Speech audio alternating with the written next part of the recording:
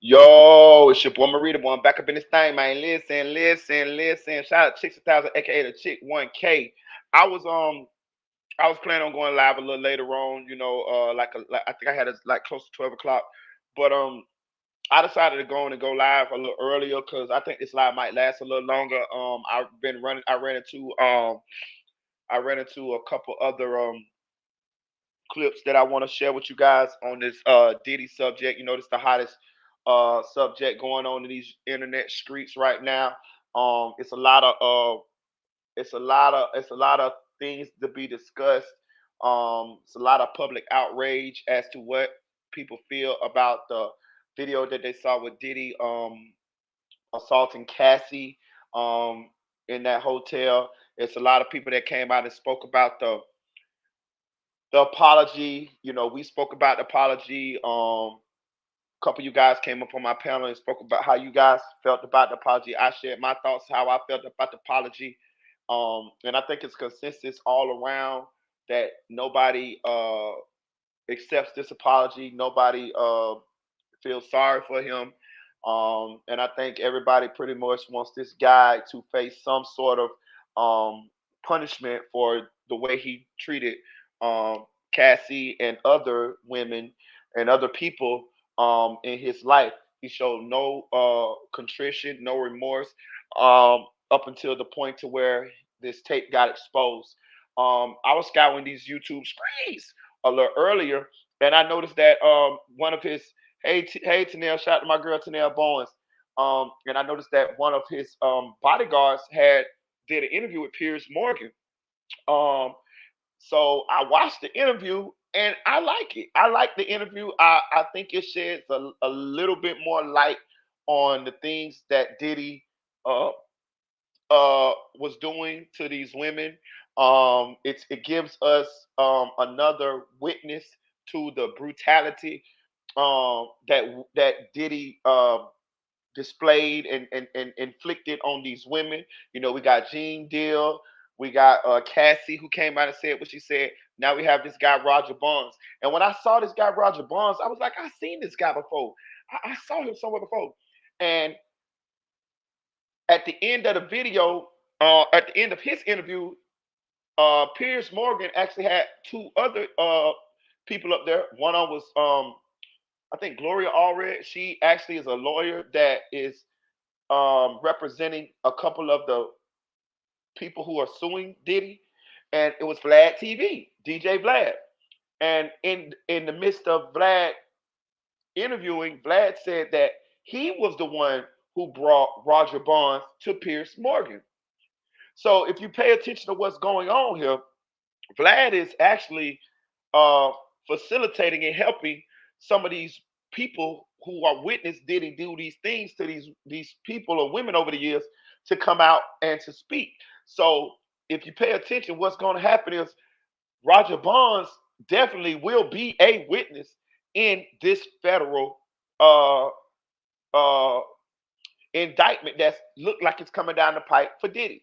Also, Roger Bonds was listed in Cassie's lawsuit by Cassie because Roger Bonds witnessed some of this violence that was inflicted upon Cassie. So Cassie put him in the lawsuit as a witness. So I'm gonna play the video for y'all. Shout out to SLK Sunlight Cloud TV, yo Inglewood. I'm gonna play the interview. I'm gonna let it play, and I'm gonna let y'all just listen to it. I'm gonna just let y'all soak it in. Just we're gonna just let y'all listen to it because I already listened to it. It's a great interview. It's a great interview. But what this signifies, in my opinion, is now people are coming forward more and more, and I think this is what's going to happen going forward. You know, people are coming out. This is why it's so important for people to speak up, man, and speak out. Because a lot of times people don't speak up and speak out because they're afraid, man. You know what I'm saying? But if you pay attention, once one or two people come up and speak out, it gives the other people courage to speak out. You know, and I'm not going to even blame the people who didn't have the courage to speak out on their own. Some people need other people to do something before they get enough courage to do it, to inspire them. You know what I'm saying? Yeah, I wish they would have came out earlier, but still, you know, maybe that one, maybe that ain't they. Maybe they wasn't. That's not them. That's not their personality. You know what I mean? I ain't gonna call them cowards or nothing, but they're just not them. They're just not the type of people that want to stick their head up like whack-a-mole and get it whacked down, get it knocked down. But maybe you are. Maybe you the type of person that'll sacrifice your whatever you need to sacrifice for the greater good. And when people but on any accord, when anytime somebody do that, it always inspires other people to have to have courage and to do these type of things. Martin Luther King, yeah, he lost his life, but look what it inspired. You know what I'm saying? Look how it gave other people courage in the civil rights movement. It's still giving other people courage right now. These people were afraid they were going to die back then. They came a long way. They came a long way. You know what I'm saying? A lot of people did lose their life for the greater good. So I give this guy credit. I give him props because at the end of the day, I just want to hear. I just want these people to come up, speak out, and I want these people to to help uh what's the word I'm looking for? I want these people to help get for help goddamn the universe get retribution on this man for the things that he has done. That's what I'm saying. But I'm playing the interview. I'm gonna let y'all listen to it. This is a good interview though. Around 4 or 5 times. Was that all with Cassie, or was it Cassie and other women? I seen him with Cassie, and I seen him with Kim Porter, his kid's mother. There have also been allegations involving him and other men in terms of abuse. It's been times that I would stand by the elevator, or I would go downstairs and say, why is this guy rushing me out? And I would see different men. I've never seen what they did, but I've actually stood there while they knocked on the hotel room door. When you go through life just paying your way out, I really feel like he might be sorry now. He's sorry that he got caught. But if that was a one-time incident, then I would say accept his apology. It's been another shocking couple of days for the embattled superstar Sean Diddy Combs. The 54-year-old's homes in Los Angeles and Miami were raided by Homeland Security agents in March. He's faced a series of serious allegations of physical and sexual violence. Leaked CCTV footage shows Diddy punching and kicking his then girlfriend, the singer Cassie, in the hotel hallway back in 2016. Diddy apologized in a video message yesterday, his first direct public response to the mounting allegations now threatening his legacy and his career. So difficult to reflect on the darkest times in your life. Sometimes you got to do that. I was fucked up. I mean, I hit rock bottom, but I make no excuses. My behavior on that video is inexcusable. I take full responsibility for my actions in that video. I'm disgusted. I was disgusted then when I did it. I'm disgusted now. I went and I sought out professional help. I had to go into therapy, go into rehab. I had to ask God for his mercy and grace.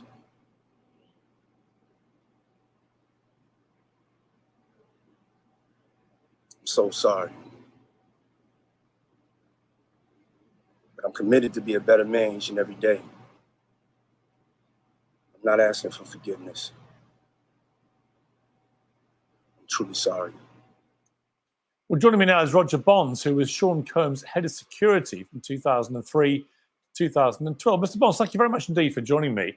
First of all, your reaction when you saw that video? My reaction was, he's up to the same games. My reaction was, he never mentioned Cassie's name in that apology. So to me, he didn't humble himself enough. I think he said what people wanted to hear, not what he felt. That was just my opinion about it. The actual level of violence has been very shocking to people. To watch any man do that to a woman, particularly a very high-profile man doing it in such brazen public manner in a public place like that, was even more shocking. That he had no compulsion about doing this where there may be cameras. But was that indicative of Diddy's general behavior towards women? In my light, I would say yes. In my light, I would say yes. It didn't surprise me when I saw it because I've seen things to this nature before. I've gotten in between things of this nature before. And this was back in 2012.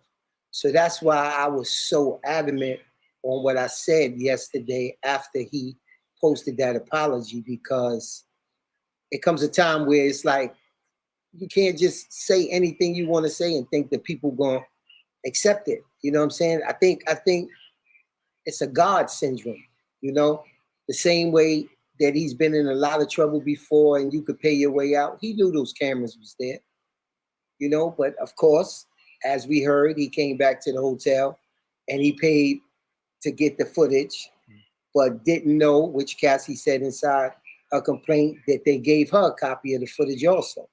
You know what I'm saying? So when you go through life just paying your way out, I really feel like he wasn't sorry about that. Yeah, he might be sorry now.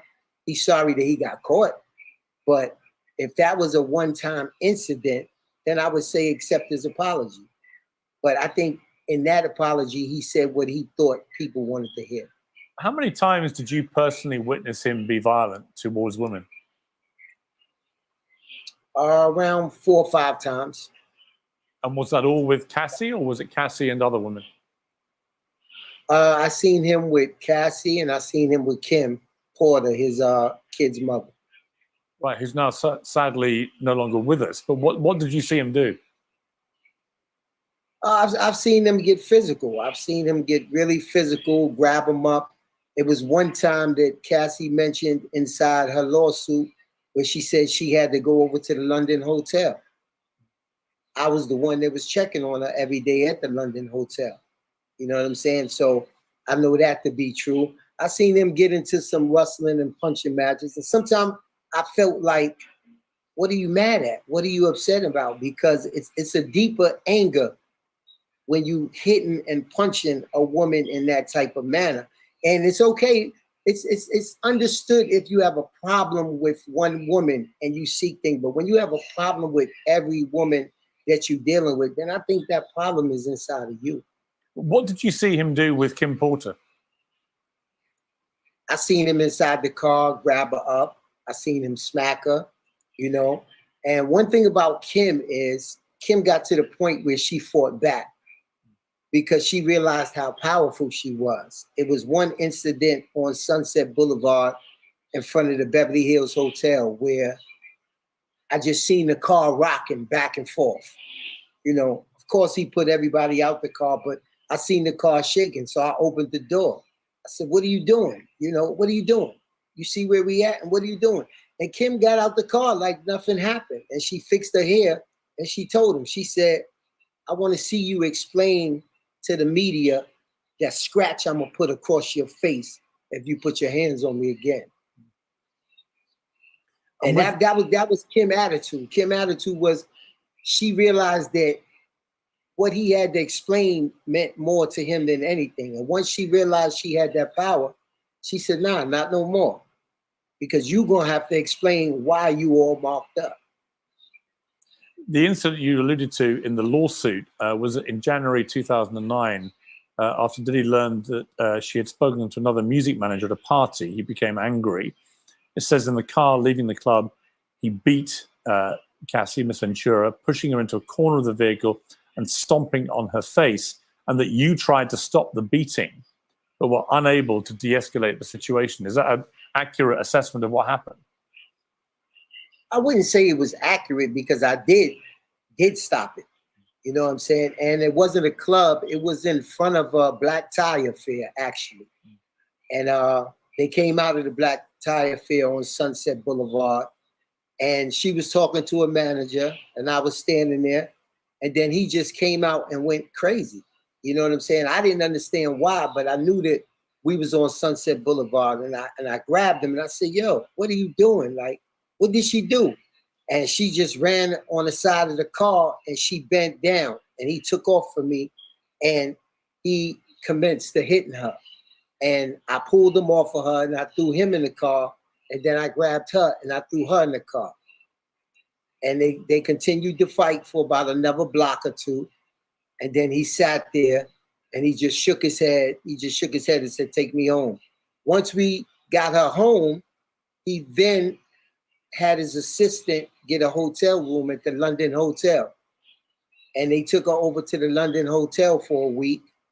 And my job was to just go check on her, you know, and I went and checked on her every day. She showed me some bruises on her chest and she showed me her eye and she just started crying. There are other parts of her lawsuit, which I want to just go through quickly with you to see whether you would concur with what she claims, that Diddy urged and supplied her to take drugs. Did you witness that?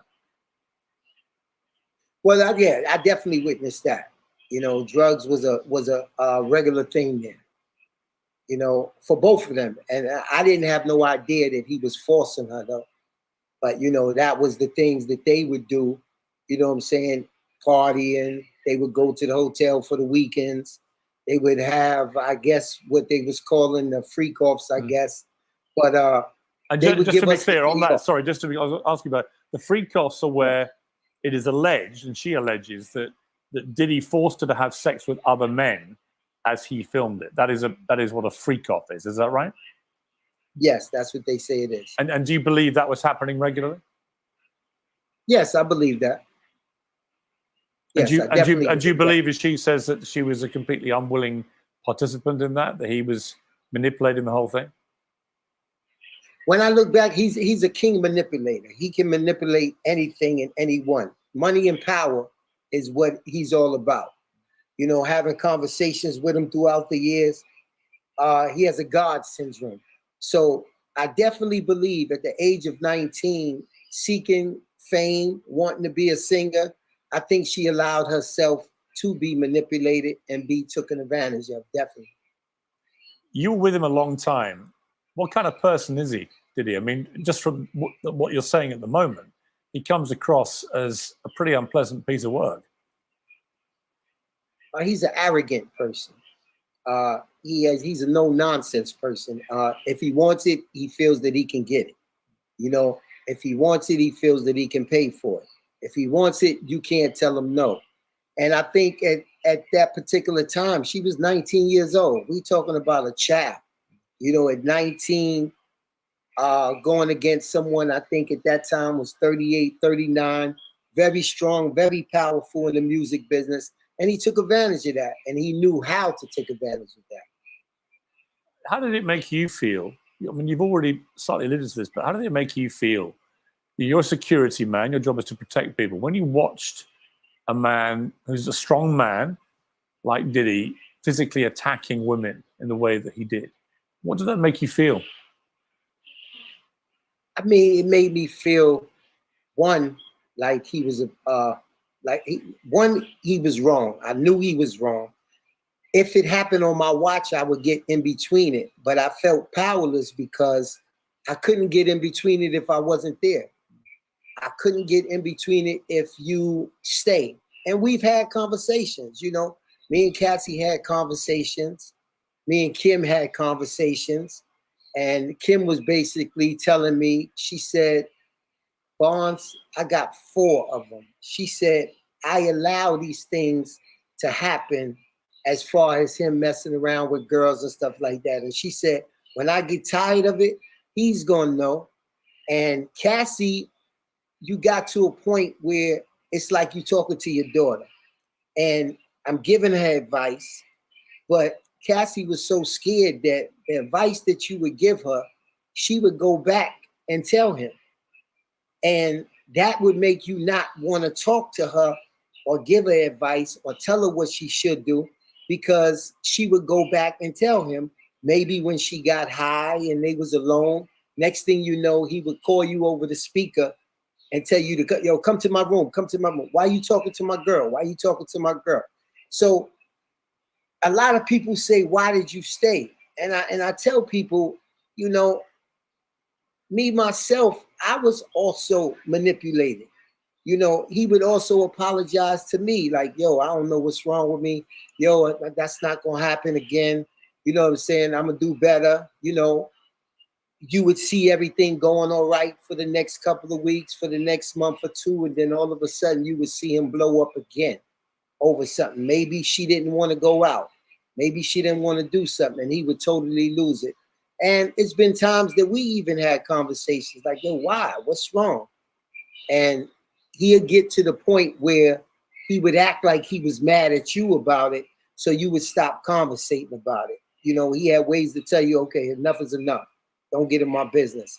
And it made me feel like a helpless person, but at the same time, if I stay, I felt like I could help. But if I leave, who's gonna help her? It was plenty of people there. Why did she say my name? Because everybody else would turn a blind eye to it.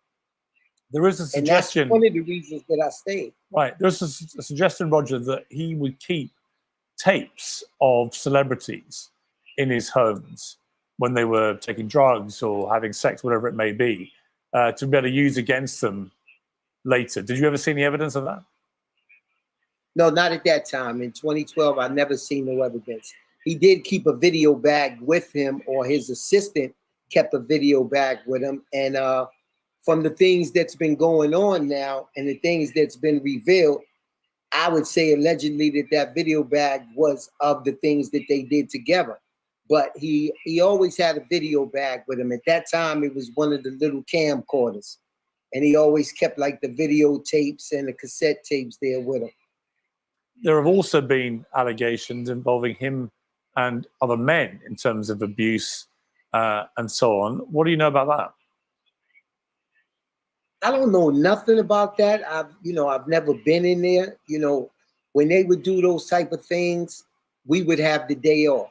He might go to the hotel and he'd be like, yo, I'm gonna stay in the hotel for the weekend. Y'all off for the weekend, and kind of rush you out. But me being the person that I am, it's been times that I would stand by the elevator or I would go downstairs and say, why is this guy rushing me out? Why is this guy rushing? And I would see different men. I've never seen what they did, but I've actually stood there while they knocked on the hotel room door and went inside. What went on behind there, I can't tell you. When did you last talk to Diddy? I talked to Diddy when this first happened, the day before Cassie dropped the lawsuit. I spoke to him. And what was that conversation like? That conversation was about my son, who's in trouble in Africa, and I asked him for some help. And he said, I don't have it right now. I'm going through something. He said, but I may need your help. And at this particular time, I didn't know that I was inside of the lawsuit. So when he said he might need my help, I was working with Ciroc and De Leon with Diageo. So I thought because he had the lawsuit against them that he was getting ready to settle and he needed some help pushing the vodka or pushing the tequila. It wasn't until that next morning when I got a whole bunch of DMs and they said, you know, you and Cassie lawsuit. And I said, for what? And then I read the lawsuit and I said to myself, I said, oh, this is what he was telling me that he needed some help with. He wanted me to, allegedly, he wanted me to be one of his witnesses and say that they had a regular relationship. This was just a normal thing. And in sometimes, and some days they did. They had a great relationship. You know what I'm saying? But it was this dark side of him that he was trying to hide and that he wanted me to say didn't exist. And I can't say that it didn't exist if it did exist. His video apology, as you say, didn't even mention Cassie by name. It's looking at him, it feels like he may now be aware of the scale of the trouble he's in, not least to his reputation. I think everyone who watched that video was completely shocked. Do you think this is the beginning of the end of him? It's so hard to count him out, and it's so hard to say it's the end when people are so forgiving. You know what I'm saying? I think from the apology, you can tell that I feel from the apology, just like I voiced yesterday, that it was a self-centered apology. I didn't see no tears. You know what I'm saying? I just seen something that people would feel that had to be done. And I think that's what I didn't feel the remorse. You know, I'm not one to say whether he was or whether he wasn't, but saying that you went to get help, where's the proof that you went to get help? Why you didn't say his name? Why you didn't say her name at this particular time? And then I found it funny that this was 2016. So in my mind, I felt like it was the beginning of an end, because I do really feel like other people are gonna come forward. Because if the incident that I'm telling you about was 2012, and then this incident was 2016, that means between 2012 and 2016 that this woman still went through these beatings all the way up, I guess, until she left in 2018. So I feel like there's gonna be other people that come forward. Well, also, you have also told me that you saw him do similar beatings with Kim Porter, who sadly died, obviously in her 40s, was the mother of his 3 children. But that in itself is indicative of a pattern of physical violence towards women. Yes, yes, very much so. Roger Bonds, it's been fascinating to talk to you. Thank you very much indeed. I really appreciate it. I appreciate you. Thank you very much. And I hope that we get to the bottom of this. And I hope that every woman out there sees this, steps forward for help. And that's all I can say, Pat. Yeah, final question. Do you think he belongs in prison? No, I don't think he belongs in prison. I think he needs help. I think rehabilitation is a start, but I think admitting that you need help and stop covering it up saying that this was the only incident. You got to be real with yourself and say, this is a pattern of what I've been doing all my life, and now I need help. Roger, thank you very much. Thank you.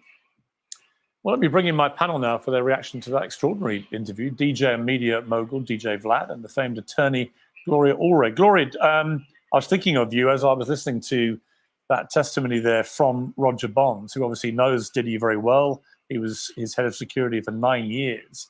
What did you make of it? Well, I think it would be important testimony if, as, and when Mr. Combs is actually charged with any crimes. And I think he would be a powerful witness. I mean, he gave evidence there of personally witnessing Diddy attacking Cassie, which we knew about its allegations, but also he revealed pretty alarming stuff that he witnessed of him attacking Kim Porter, who is no longer here. But that, I think, again, will shock people in the context of that video. Well, let's put it this way. I do represent some victims or alleged victims of Mr. Combs, and what he testified to in terms of violence against women. It doesn't surprise me that he said it. And Gloria, when you watch a video like that, as a lawyer who's been involved in many of those cases, it's a pretty open and shut case, isn't it? That this man is an abuser of women. I mean, it was so graphic, so shocking, so brazen, given it was taking place in a hotel corridor. Well, it may go beyond that, Piers. The LA County District Attorney has said that this incident, which occurred in 2016, talking about the incident on the video, it's too late. It's statute of limitations. The time period set by law to criminally prosecute that in LA County, which is where it occurred, it's too late. However, we know that there are federal investigators, Homeland Security, that raided, based on a search warrant, both of his homes in Miami and in Los Angeles, and retrieved electronic material, among other material. For example, phones, laptops, other electronic equipment. Those items may contain videos that your guest alluded to. We don't know. But the fact that there was at least probable cause to search both of his homes in a highly publicized raid leads me to believe that it's very possible that charges will be filed in the future by the Department of Justice against Mr. Combs. Now, what kind of charges would they be? Well, we know that from the R. Kelly case, Piers, that Homeland Security was also involved in that. And that involves sex trafficking. And also there are possible allegations of RICO, which is a federal act. That's the Racketeering Influence Corrupt Organizations Act. Was his business enterprise used in a way to facilitate crimes, whether it's drugs, whether it's sex trafficking, other crimes, we don't know. So there's also the Mann Act, which is transporting a woman from one state to another state for commercial sex purposes. You know, there's all kinds of possibility. Of course, it all depends on the facts that the government is able to prove, and in the prosecutor's estimation, prove beyond a reasonable doubt. So right now he's presumed innocent unless and until he is proven guilty in a court of law. And we'll see. One, is there going to be an indictment? Two, if there is an indictment, what are the charges? And we'll see what his defenses are. Gloria, thank you very much indeed for joining me. I know you have to dash, so I appreciate you taking the time. Thank you very much. I want to bring in Okay. DJ. Thank you, Piers. Good to see you, Gloria. DJ Vlad, what was your feeling when you watched that video, first of all? I mean, look, when I was on the show last time, you know, I had talked about an interview, well, a conversation I had with Roger Bonds, who I helped bring on the show today, where he talked about that basically there was abuse from both sides. But when I saw that video, I mean, it's just inexcusable. It showed a one-way attack. It showed a defenseless Cassie. It showed him chasing her, beating her, kicking her, throwing bottles at her. I mean, that's not something you could talk your way out of.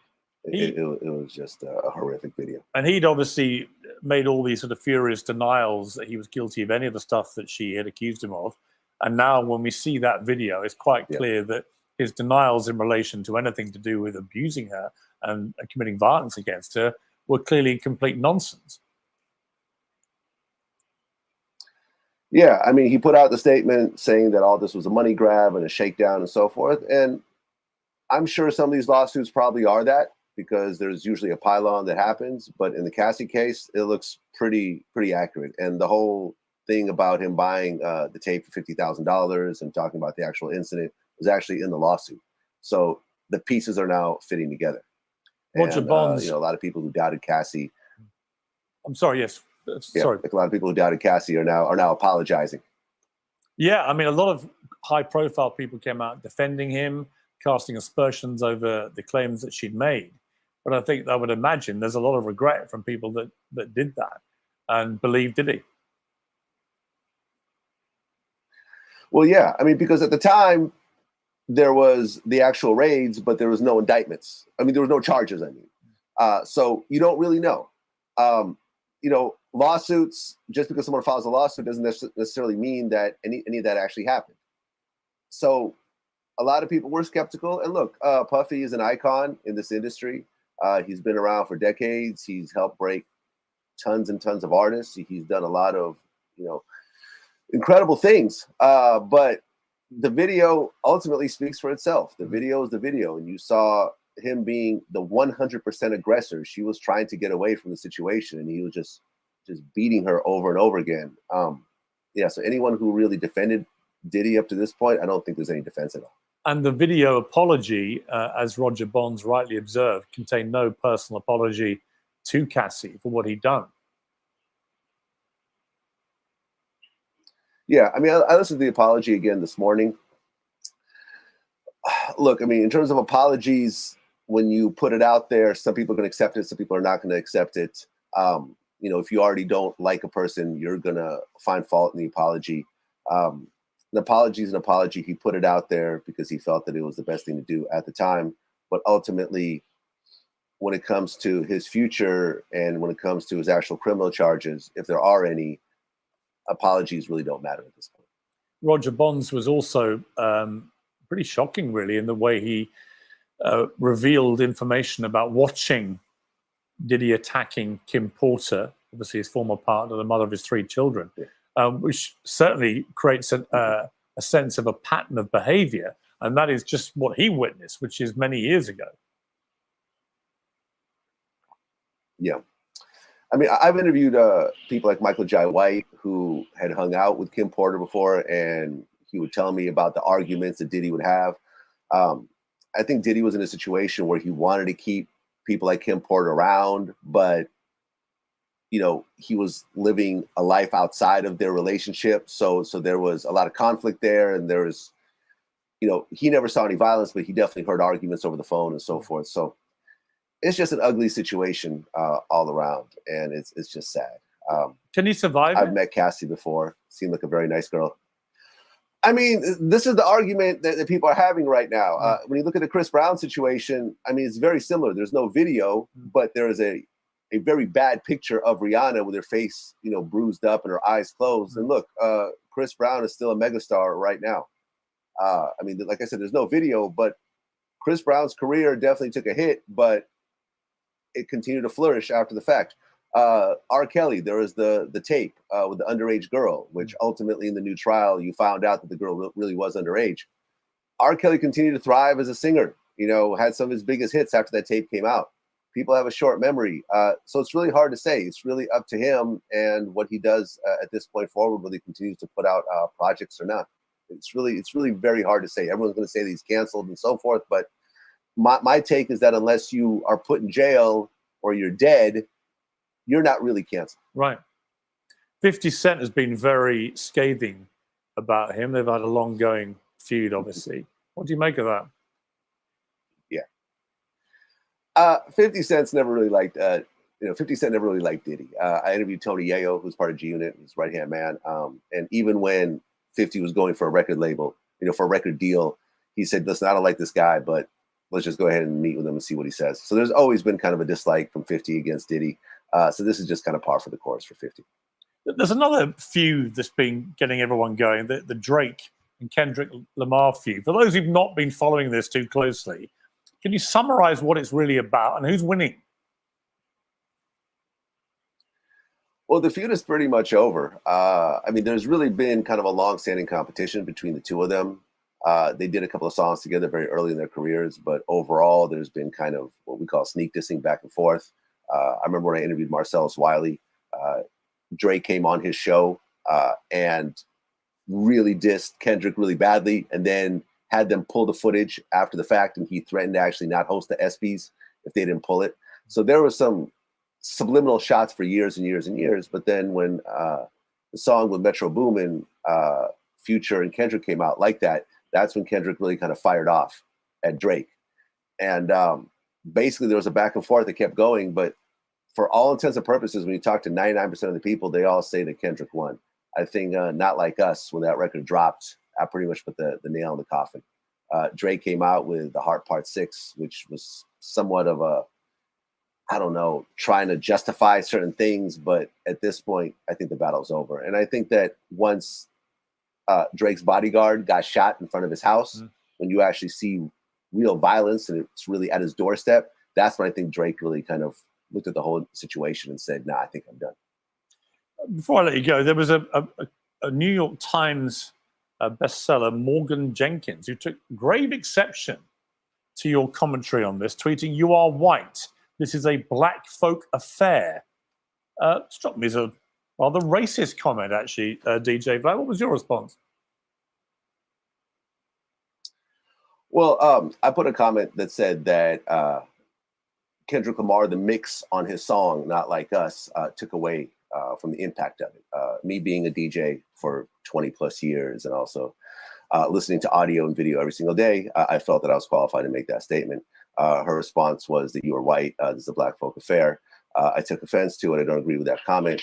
But then during the back and forth, I started to tag Princeton because she was a Princeton professor. And I felt I was actually wrong for that. And I publicly apologized. It was a back and forth. It was on Twitter. It should have just stayed on Twitter. So like I said, I apologized for essentially tagging her job and so forth, which I was wrong for. I was wrong for that. I mean, it's very magnanimous of you, given what she'd said. But I mean, her general principle that white people shouldn't be allowed to voice opinions.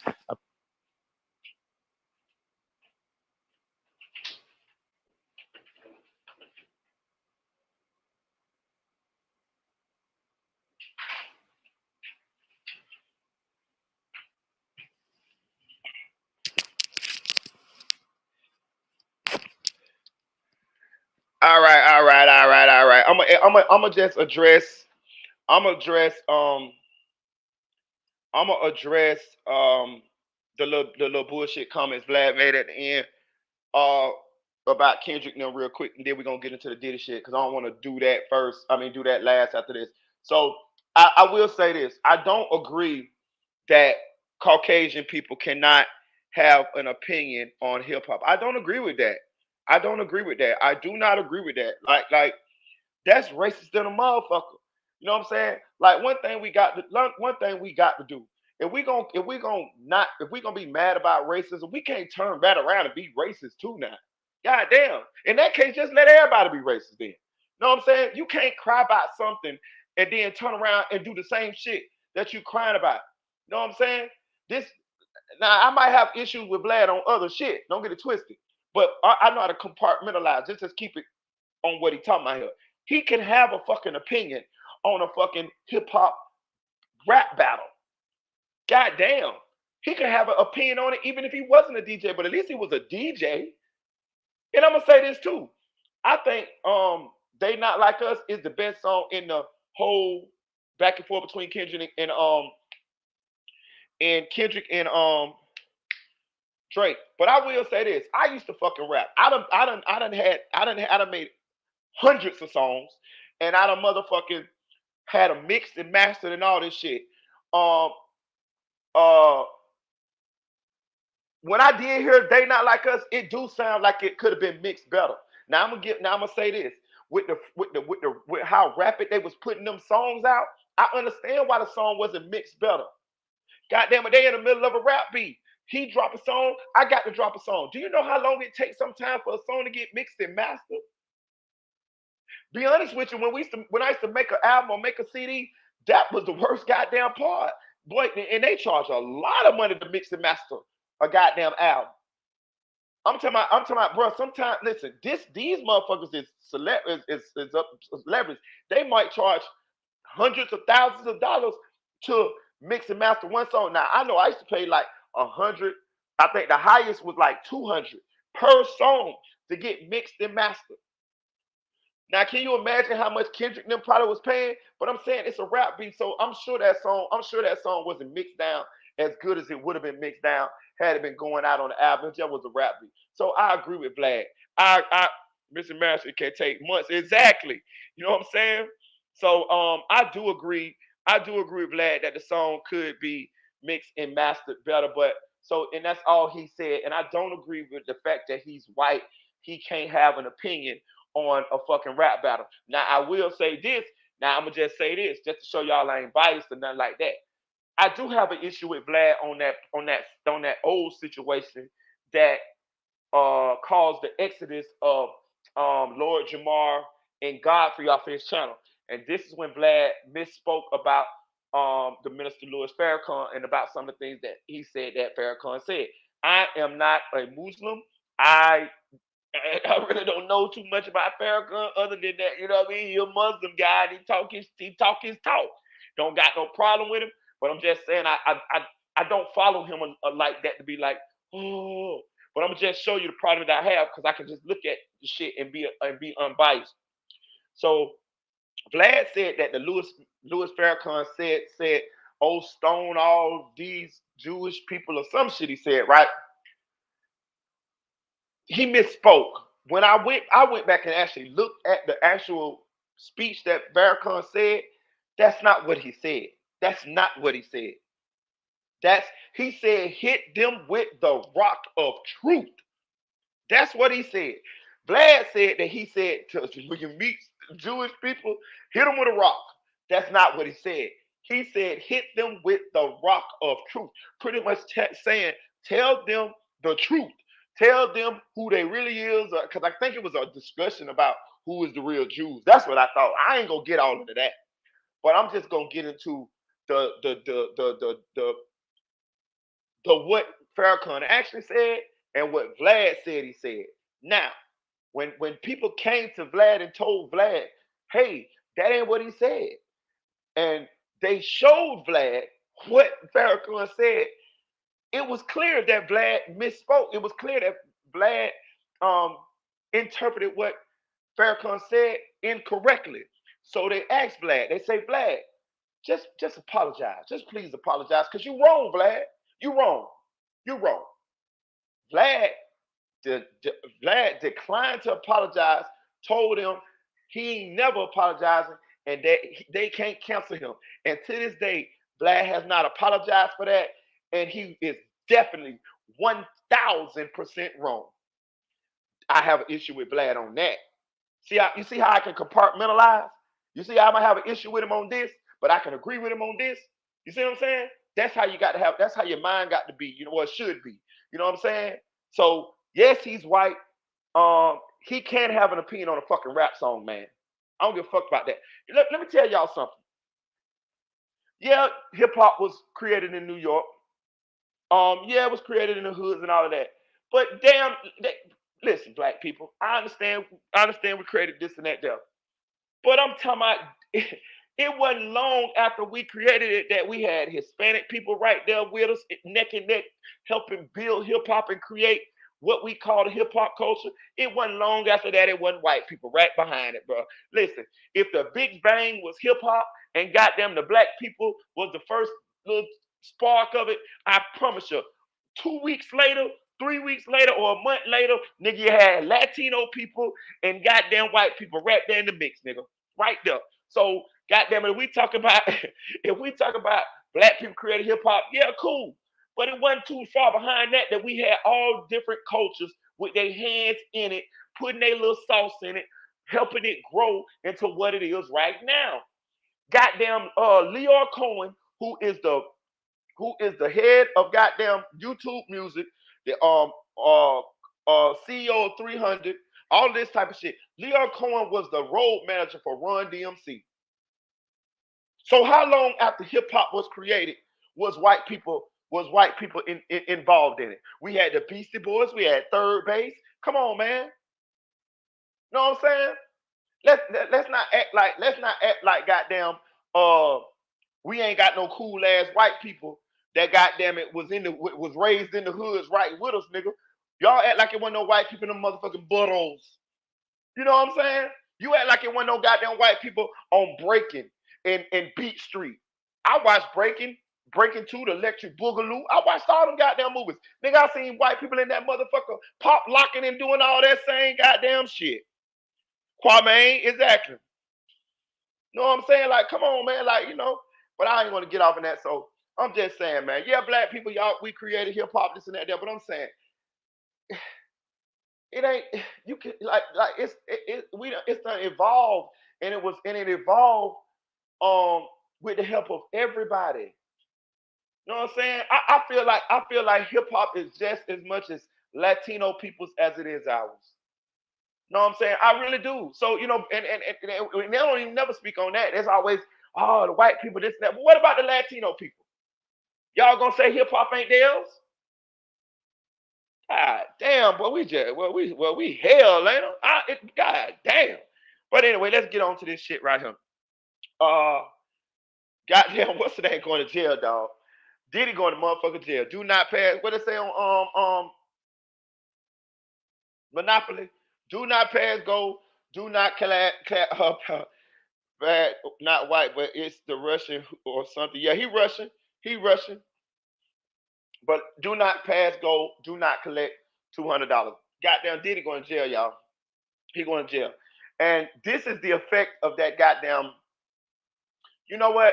I want to backtrack because I do think this dude, this bodyguard did speak about this on Vlad before. Because I saw his Vlad interview. That's why when I saw him, I said, damn, he looked familiar. I didn't know Vlad was on the end of this interview until I had watched it the first time. And then if you remember, if you hear in this interview, Vlad said that he's the reason why this guy even came on Piers Morgan. So that lets you know that Vlad facilitated this whole interview. Vlad got in contact with the bodyguard and got the contact with Piers Morgan, told Piers Morgan that I can get this bodyguard on here to tell you about some of the stuff that he witnessed going on between Diddy and some of these women. And boom, you got a goddamn interview. And that's how you get Vlad on here right now. So Vlad, so Vlad, so Vlad, hey, Vlad can sit up there in that motherfucking Gucci jacket all he motherfucking want. Nigga, you you working to motherfucking get Diddy in jail. I don't got a problem with that. I don't got a problem with it. I don't got a problem with it. But hey, let's just call a spade a spade. God damn it. Agent Vlad is on the motherfucking job. Agent Vlad ain't motherfucking bullshit. I think it was more point Drake said. I got more. Okay. Hey, look. Hey, but listen, this part that we need to think about too. And I'm gonna tell you another thing too, man. I think we've been doing a good job here on this channel, staying on top of this Diddy case and coming with different angles. I ain't heard nobody say nothing, even though it's been out there that Jamie Foxx been recorded these parties and shit. I ain't seen nobody say that Jamie Foxx got the tapes. Y'all heard it here first. Know what I'm saying? Y'all heard it here first. We've been coming with these. I think we've been on top of it. I think we've been doing pretty good. You know what I'm saying? But anyway, Diddy ass going to jail. Do not pass go. Do not collect $200. Check this out, right? This finna be a RICO, y'all. Like a lot of us kind of was like thinking on the surface level. Even me at first, we was thinking like, oh, the statute of limitations ran out on the state about him being able to be charged with this on a state case. As far as like, well, that's what LA County came out with the statement and said.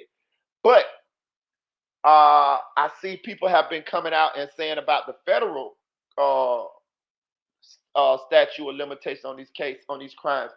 And also, I was listening to Miss Gloria Allred earlier in this interview right here, and she said that if Diddy used any of his companies to facilitate any of this shit, this is a RICO charge. And if you really think about it, it is. Think about it. What if he used any of his company jets to fly Cassie or whoever, any of these women, to cross state lines in order to perform in these freak offs? What about the drug mule who just took a plea? We know he gonna snitch. What about the drug mule? If they flew any of the motherfucking drugs or traveled with any of them drugs across state lines using the bad boy jets or something like that, that's a motherfucking RICO. You see what I'm saying? Cassie in her lawsuit said that Diddy made her get prescriptions in order but they was in her name, but it was for him. Because it's fraud and it's a fraud charge and it's a fraud allegation of fraud in this lawsuit as well. That's a motherfucking crime. You see what I'm saying? Like, it's a lot going on here, and I'm sure he used his businesses in order to facilitate some of this shit. You see what I'm saying? The company jet. The company jet. Maybe even paid out of some of these bank accounts. So you get what I'm saying? Like, the feds got a lot to motherfucking work with. And I'm gonna say another motherfucking thing. Shout out this Aaron's Way. Yo, and I'm gonna say another motherfucking thing too. I gotta toot my own horn for this one here. Because remember, in my last live, I think it was my last live, I said that they said that R. Kelly used to move around with a bag full of tapes. I remember that from the R. Kelly case. And that's how he got caught with the first situation with him peeing on the underage girl and all of that. Because R. Kelly had a bunch of tapes. He had a bunch of tapes. And he kept them with him. He kept them with him because he used to like to watch them. That's the voyeurism. So I thought about what Cassie said that Diddy likes to do. And I said, okay, he's a voyeur. Shout out to Lil Kev. Lil Kev brought us the whatever, the sadomasochism. That. So I believe that too. So he a sadomasochist and he a voyeur. He got the same two inside, right? The voyeur part is what he like to see. He like to watch this type of shit. And I showed y'all earlier with my live, I said, Jamie Foxx got the tapes. Then I show you the video of Jamie Foxx saying that he used to get in the puffy parties by coming there with a camera and recording. This is out of Jamie Foxx's own mouth. Now ask yourself, why would Puffy allow Jamie Foxx to record some of this illicit shit. You know, it's drug use in there. You know, it's probably strippers, escorts, underage people in there, celebrities in there doing drugs and shit like that. Why would he allow him to come in there and film that? Because he likes to watch it.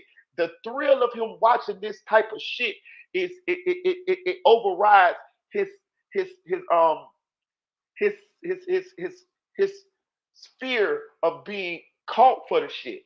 Plus, he thought it was above the law anyway. And I'm gonna tell you another thing. That I want to see. I really so bad want to see who was in them goddamn Diddy parties. I want to see. Let me see. Let me see. I want to know so bad because for him to have this air of superiority, I can't be touched. I'm willing to bet you it was politicians, police, all type of motherfuckers in this party. He hasn't started. He didn't get to feel this way of invincibility by him not having connections. You know what I'm saying? Yeah, the money one thing, but you still got to know people for you to feel like I can't be touched. You know what I'm saying? Real talk, bro. Real talk. So that brings me back to the voyeurism. Now you heard Buddy right here tonight say Diddy had a bag full of tapes. Diddy had a same shit. That let me know that it's recordings of them motherfucking people and them parties.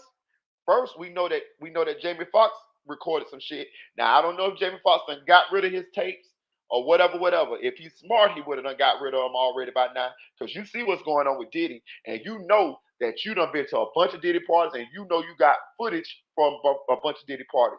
Now maybe he'll avoid you too. Sound like it.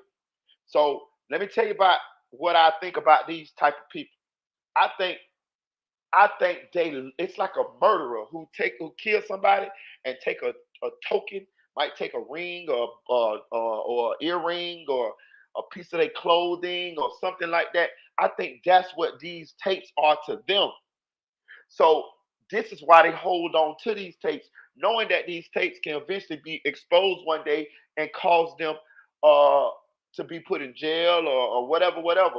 So I'm kind of on the fence whether Jamie Foxx done got rid of these tapes. My mind say he probably has, but then when you think about the memories, when you think about how long people hold on to these motherfucking tapes, and the reason why they hold on to these tapes, he might still got them. He might be to move these tapes to an undisclosed location, some a place that's not associated with him, a place that people probably wouldn't be able to connect to him, and he probably still got them, bro.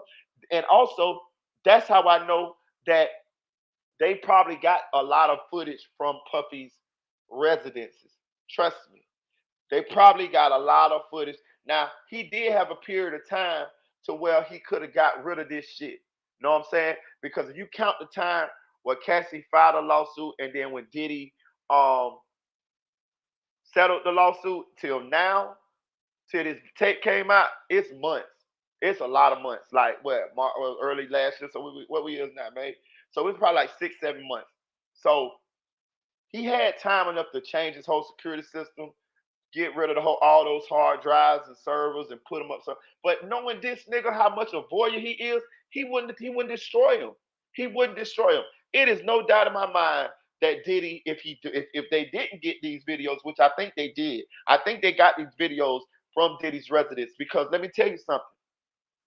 Cassie said that man used to have 3 devices recording the freak offs. You know what I'm saying?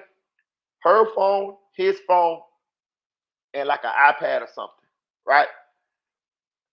Ain't no motherfucking way he ain't watching them videos or even videos of other sexual encounters or videos from the past Diddy parties or videos from the secret recordings of the celebrities at the Diddy parties in the rooms doing whatever they was doing with whoever they was doing it with over these 3 decades.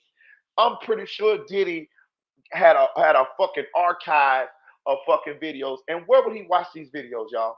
He gonna put these videos somewhere he got access to these videos at. He ain't gonna go motherfucking have these videos in no storage, and then when he wanna go watch them, he got to go drag them out of storage. He got to go hook everything up. He got to go sit in there. He got to get some tech people to hook up. No, he gonna have that shit in those mansions and the security, all still hooked up with the security room and all of that shit right there.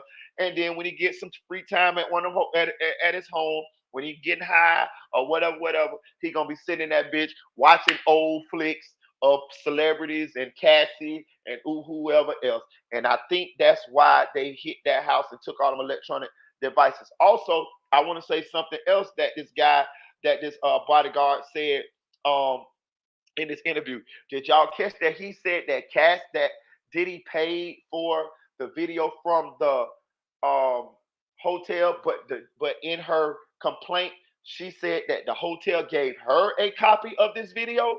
He said that.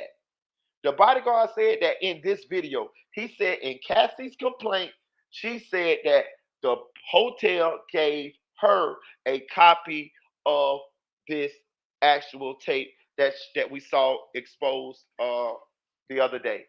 So, I don't know if anybody caught that. I haven't heard anybody else who say that other than this guy. I didn't see that in the what's the name, but I probably didn't read the whole. I'm gonna confess I didn't read the actual whole complaint. I read a lot of it, but I didn't read all of it. So I can't substantiate what he's saying, but I will say this: he did say that. He said that Cassie had a copy of this video that we see that just surfaced a couple of days ago. So maybe they get that video from Cassie. I don't know. But I will say this also. Cassie said that she did have videos of the freak offs. She said that. Now, she said that she erased some of them, but I tend to believe that Cassie still had some of them too. And I'm gonna tell you another thing too. It that video that we saw Cassie get beaten on was in 2016. Bitch, they had iCloud in 2016. So as we know from the YNW Melly case, they can motherfucking hack your iCloud. So you can get a whole new phone, because you can get a whole new phone, and once you hook it back up to the iCloud, all your information shit just download to your new phone. That's how they did Melly. Melly them thought they got rid of that phone, but when they got a new phone, he just hooked it back up to his iCloud, and all the same evidence just downloaded back to the damn phone, pictures and all. So, and I think Diddy in some shit, boy. Diddy in some motherfucking shit. Them goddamn photos and them goddamn videos or them goddamn freak offs and shit like that. Them shits in the motherfucking iCloud, boy. If he ain't got it on servers and shit, which I believe he do, because you gotta think he been having these goddamn parties for 3 decades, man. Some of these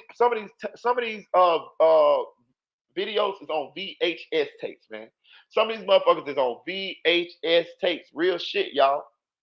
Know what I'm saying? He still got them motherfuckers, unless he got somebody to sit there and transfer them over digitally. Know what I'm saying?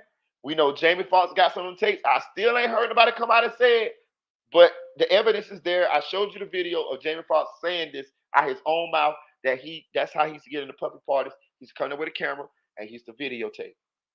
And Puffy used to let him. So can you imagine what he used to get on what he got on these goddamn tapes? So Jamie, your freaky ass, boy, they come for you too. Because Jamie loves Puffy. If you watch how Jamie talk about Puffy, he talk about Puffy like Puffy's a god. And they also say that Jamie throws these same parties. Jamie is known to have a naked basketball game. Like, how the fuck? Like what? A naked basketball game? Nigga, you tripping. You tripping. Who the fuck comes up with this shit? Y'all ain't got nothing better to do? Ah, dang. Bro, you can't even make this shit up. You can't make this shit up. God damn, my nigga. Look, they doing all this. What the women gonna do? They doing all the shit what the women do. You know what I'm saying? Like, god damn, I don't think they got the lingerie football league. You know what I'm saying? Shit like that. God damn, like what the fuck y'all got going on, player? Bro, this shit crazier than a motherfucker. Know what I'm saying? Is Justin Bieber gonna come out and talk? Probably not. He probably ashamed. Is Usher gonna come out and say something? Probably not. He probably ashamed. You might as well, nigga, because we already know what happened. We know what y'all did those summers. Know what I'm saying? Bro, this rabbit hole goes deeper than the motherfucker. But I do think it ain't no way I don't see him getting off the hook without some kind of criminal charges, federal criminal charges. I don't. It depends on how much they uncover. This this is what I'm gonna say.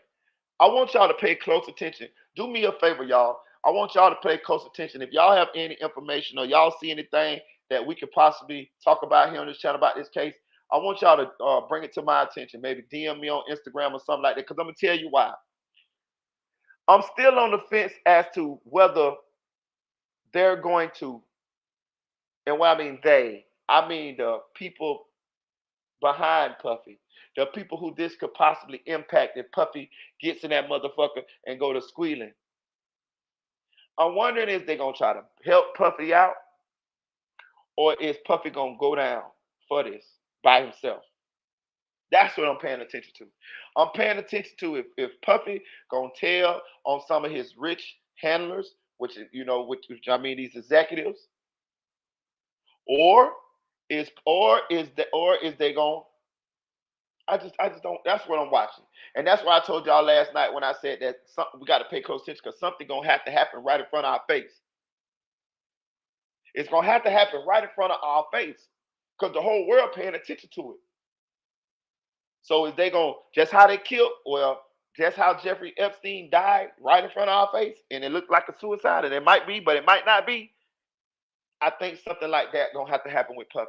Either all the charges gonna get dismissed, or some shit gonna get thrown out, or Puffy gonna get found hanging in a cell or in his house, or either he going to jail for a little bit and he gonna get like a year and get out, or you know what I'm saying? Like, I'm just paying attention. I got a feeling that whatever happens, cause this shit tied to too many people. But this man got 3 fucking decades of famous people engaging in illicit acts, illegal acts. God damn. Do you know the level? Do you know the fucking level of fucking blackmail he can enact?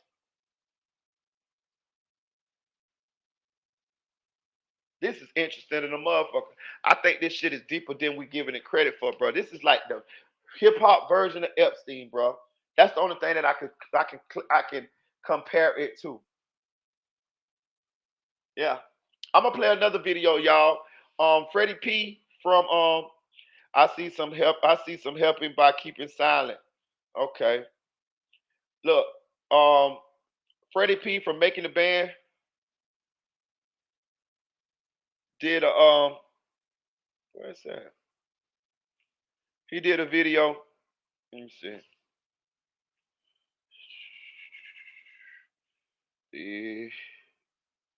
And I wanted to I wanted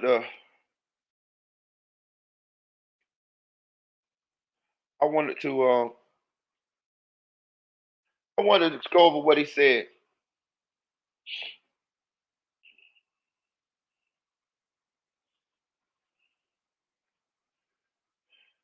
Let's see.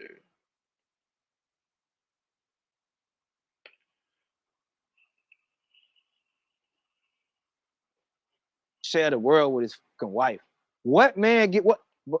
The definition of a king. You cannot be a king without a queen. What man wants to have all those riches and not share that shit with a wife or and her family? I agree. Come home to his kid. I agree. How long can a man go? 20-something years without marriage, without nothing, no substance? Y'all know why? Because it's not. He don't like women. For real, he don't like women. I don't mean as far as sexual preference. He don't like women. I don't think so either. Because I don't know what he went through in his life. He don't like women for him to treat women the way he treat women. I agree. Any man that do that shit, they steep down. You know, but I think so too. Any man that run around having 20 babies, you got all this money, you can't share with no wife, you ain't got no family. You weird to me. All them niggas who do that shit, all them niggas who be, oh, I got this whole that whole fucking behind each other. Like, bro, I can't, man, y'all niggas. I'm a germ freak, bro. So I look at that shit like it's weird, bro. Like, all that shit weird to me. They whole little circle weird to me. what you think should happen to him? Lock his ass up. I agree. Lock him up. I've never seen a nigga. I'm not here. Like I say, bro, I'm not here rooting on. But what the is this man doing to get out of jail so much, man?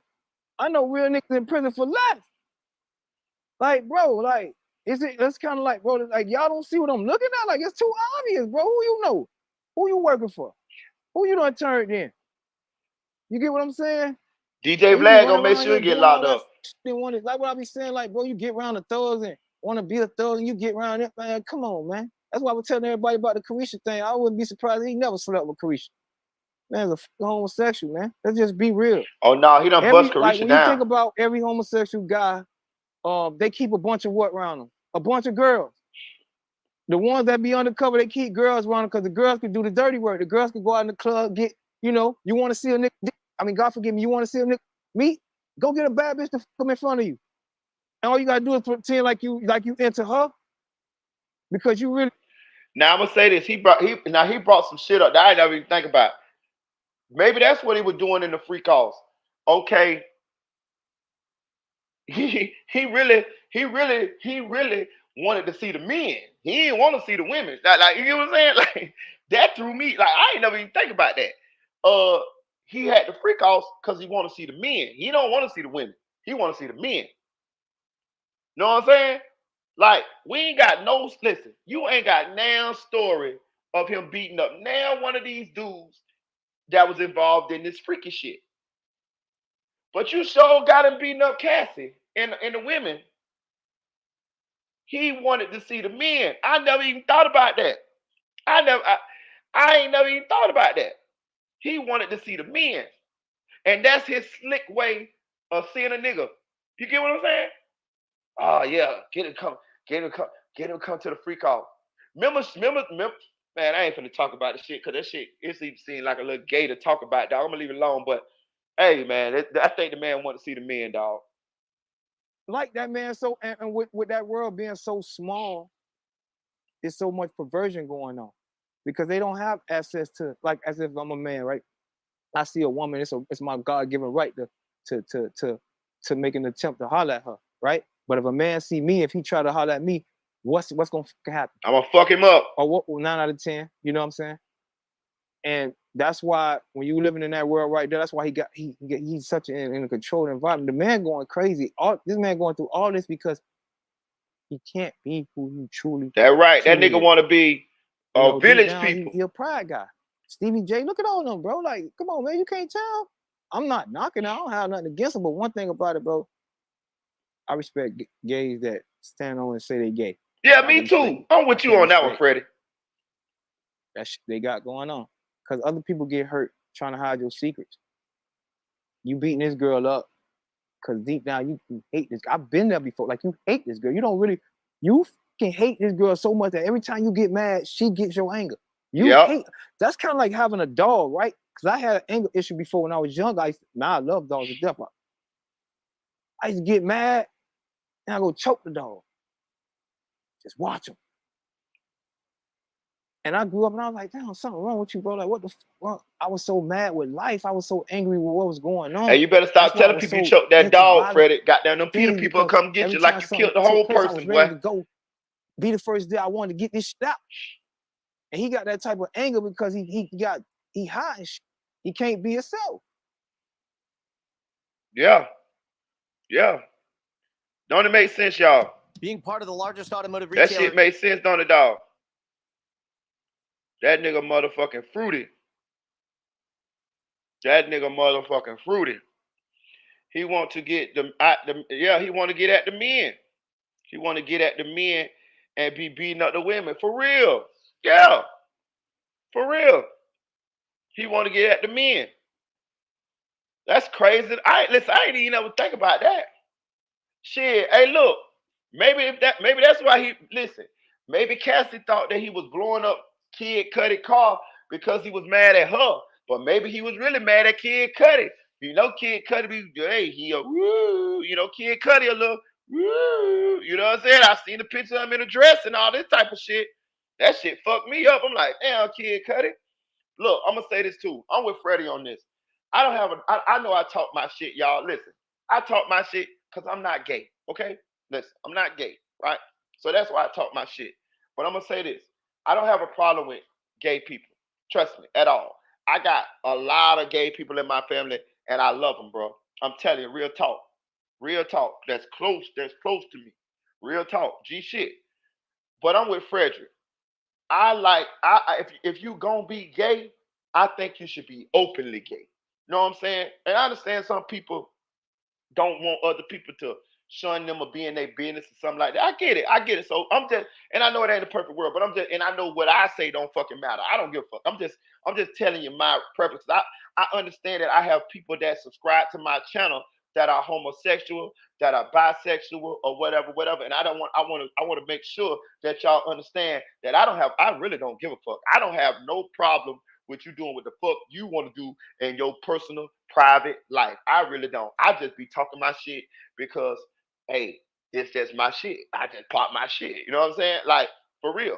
Like, so, and I'm going to crack jokes, just like I was just cracking on the little Mr. Potato Head nigga. You know what I'm talking about? I don't got no problem with the special needs people or the little hobbits or the Frodo Baggins or the Willow Off Goods or, you know what I'm saying? I don't have no problem with them. But, hey, this entertainment too. So I'm going to talk my shit a little bit, and this what it's going to be. But real talk, I want y'all to really know that I really don't have a problem with anybody who likes the same sex. That ain't my shit though. That is not my shit. I'm just telling you now, so they don't come my motherfucker way with that bullshit. Cause you're gonna get cussed the fuck out, blocked, banned, all of that type of shit. But I also want you to know that you're welcome. You're welcome here. As long as you motherfucking behave. As long as you motherfucking behave. You welcome here. God damn it. Hey, I don't got no problem with you. You know what I'm saying? Just know, Marita ain't with the bullshit. You know what I'm saying? You go get motherfucking blocked, fucking around. Don't jump in my motherfucking inbox. Don't jump in my motherfucking DMs talking about it's raining men. Hallelujah, bitch. You blocked, bitch, for real. But as long as you want to sit and enjoy the show with your fingernails polished in the comfort of your own home, with your fingers crossed, sipping on some Dawn Perignon or whatever shit they got bubbles in it, I'm cool. Yeah, I'm fine with that. Hit the like button. Know what I'm saying? Hit the cash out. I'm cool with it. But I just wanted to make y'all know that I don't really have a problem with anybody who the sexual preference and nothing like that. Because I know sometimes a lot of us can come across as though we might be homophobic or something like that, and that's far from the truth, man. I'm telling you, my baby mama, my last baby mama brother is gay, is openly gay, and he has a openly gay boyfriend, and them motherfuckers is my dogs. Real talk, like they even live with me. They lived with me for an extended period of time when they had lost their apartment. Real talk, like and when I was in Indianapolis, I worked with both of them. I worked with my baby mama brother and his boyfriend, and I used to eat lunch with them. You know what I'm saying? Real talk. And a bitch better not say nothing, nigga. Real talk. And nobody never did. You know, that's my brother-in-law. You know what I'm saying? Real talk. And a bitch better not have fucked with him. Or we was gonna be in that bitch fight. They're gonna be like, damn, Marita fighting with a punk. Damn right. That's my baby mama brother, nigga. I go home and let a nigga beat him up. I can't get no more pussy. You got me fucked up. Hey, I'm fucking his sister. His sister bad. I don't know what the fuck up with him, but his sister bad than a motherfucker. You know what I'm saying? Straight up. You know what I'm saying? Shit. You know what I'm saying? So I'm just telling you, dude. I got other family members that's real close to me. I got family members that's women that's gay. I got little cousins that's boys, young men rather in their 20s and they gay. Shit, the fuck. Hey, it is what it is. But but I do crack my